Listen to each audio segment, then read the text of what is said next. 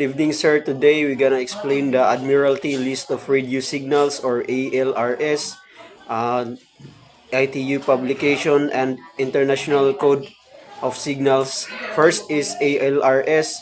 It is used for radio communication on ship.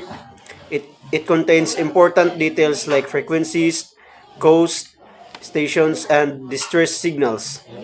For example, if there is a Mayday situation, we use ALRS to know what frequency to use and who to contact. Okay, next is ITU publication. It provides the rules for communication. It is made by the International Communication Union to make sure all ships follow the same system. For example, it tells which frequency is for distress signals do not interfere with each other, sir. Good evening, sir. This is my explanation of IEC, International Code of Signal. And last, it is IEC.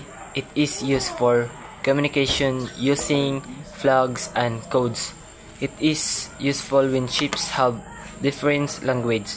For example, a specific flag can mean and need help even without speaking. Closing. So in short, ELRS is for radio, ITU is for signal. And this is my explanation of IEC, sir. Thank you, sir.